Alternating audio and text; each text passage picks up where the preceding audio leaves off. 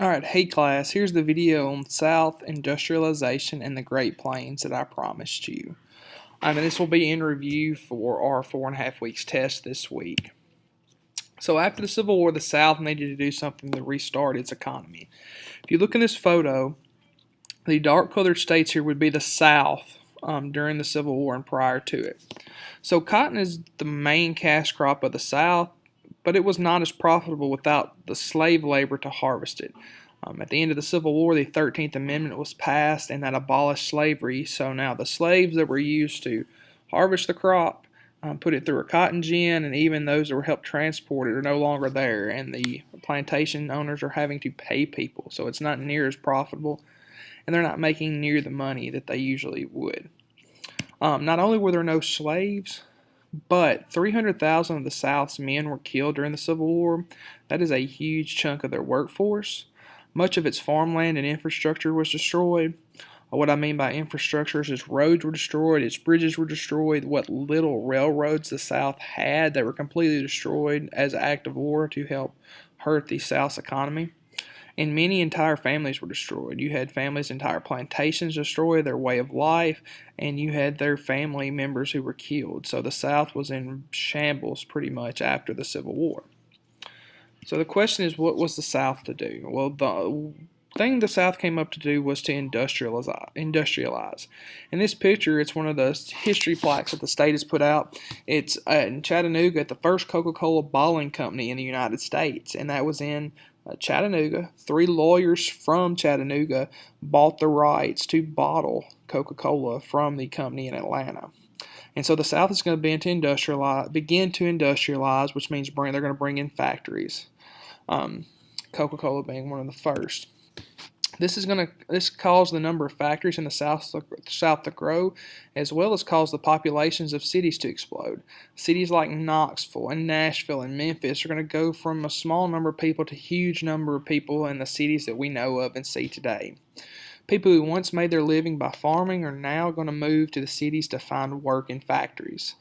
Those are sharecroppers, people who tried, poor whites that tried, former slaves that tried. They're going to do whatever they can to now move into the cities and find work. So this is really going to help the South, and that's why if you look around, Milan is built on a lot of the factories. Union City had Goodyear that was built around that plant for much of the time it was there. Now we're going to move on to the Great Plains. This red area right here, that is the Great Plains. It is just just west of the Rockies and just east of the Mississippi River. And here's a photo of the Great Plains. It's very flat land. You have very little green grass. You have buffalo and other types of animals. So it's just a very flat land, and they're going to find out that it's not the best as it is for farming. So before the Civil War, many people skipped over the Great Plains. They went straight from the Mississippi River to California. The conditions were rough. They had tornadoes. There's no windbreaks. There's no trees to stop the wind and to break up the wind and slow it down.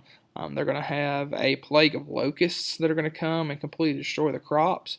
There's very little rainfall. The soil, because of the very little rainfall, is very tough, and there are very few trees. So people are still going to be drawn to the Great Plains. Many came because of their sense of adventure, but most came because of the economic opportunities. And usually the question I get is, what kind of economic opportunities could there be? Well, in 1862, the Homestead Act was passed and said if you paid a small filing fee and lived on the land for 5 years, you would be gifted by the federal government 160 acres of free land.